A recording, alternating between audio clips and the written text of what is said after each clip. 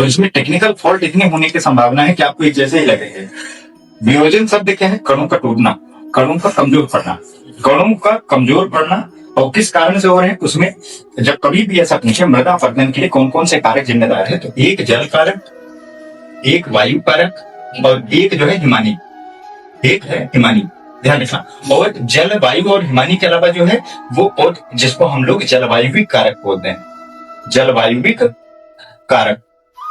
और एक कारक और है कवक, कवक, कवक, हाँ कवक। अब पतंग में फंगस जब लगते हैं ना तो उस जगह पे मृदा को कमजोर कर देते हैं, और फिर बाद में जब जल और वायु कारक आएंगे तो फिर वो उसको और तेजी से हटा सकते हैं। यहाँ पे कवक लगने से उस जगह की मृदा कमजोर पड़ जाती है, इसको बोल रहा हूँ। इसमें क्या है? हाँ ये वियोजन का जो मेन रीजन प्रेशर और टेम्परेचर का डिफरेंस होगा, बिल्कुल वहीं से शुरू हो रहा। फिर बाकी कारक जो है वियोजन के लिए अकेले देखेंगे तो ये वाला कारक है और ये वाले कारक, ये दोनों कारक जो है बहुत ज्यादा जो है जिम्मेदार है। और कई बार इनके कमजोर पड़ने के पीछे का जो है, इनके छोटे छोटे टुकड़ों को कमजोर होने के पीछे का कारण मानवीय हस्तक्षेप भी है। जैसे मान लीजिए कि वहां से आपने एक कारण और बता दे रहा हूँ कि ये इस तरीके से परिस्थिति बनती है कि जो है वनों का कम होना, वनों का कम होना या वनों का निर्वनीकरण आप समझ लीजिए, या जो भी है ये कारक कैसे। अब यहाँ पे ताप, दाब, वर्षा, आर्द्रता, आर्द्रता, ह्यूमिडिटी, इनका सबका प्रभाव पड़ेगा। और ये वनों का यानी वनस्पति का कम होना, वनस्पति कम होगी तो जगह की मृदा कमजोर पड़ेगी और फिर उसके बाद कटाव होना शुरू होगा। बाकी कारक पे ये सब समग्रता से सब कारण जिम्मेदार रहेंगे, कोई एक कारण अकेले जिम्मेदार नहीं है। समझ पा रहे? तो कभी ऐसा प्रश्न यहाँ से पूछ ले, जल है, जल दो रूप में रहेगा, कैसे? जल दो रूप में रहेगा, कैसे?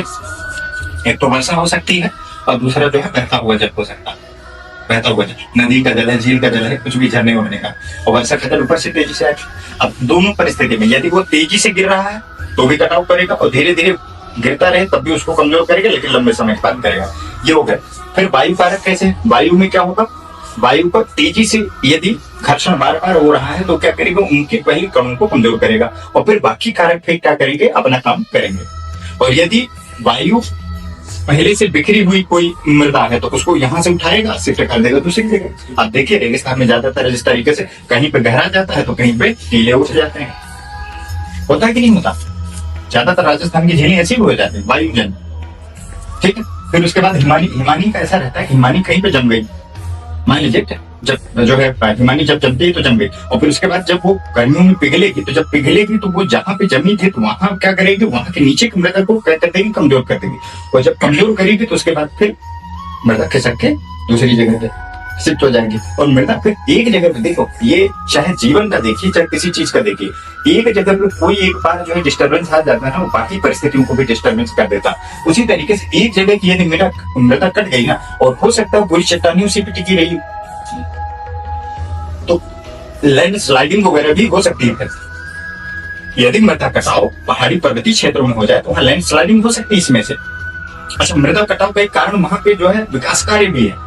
आपने एक जगह विकास कार्य किया, दूसरी जगह झटके से जो है वहां की मृदा कमजोर पड़ गई, वो सब परिस्थितियां भी हैं। तो मैं पूरी डिस्कशन इसीलिए शॉर्ट में बता दी क्योंकि आपके पास समय अभी कम है, तो इतना जो है अपने दिमाग में बैठा।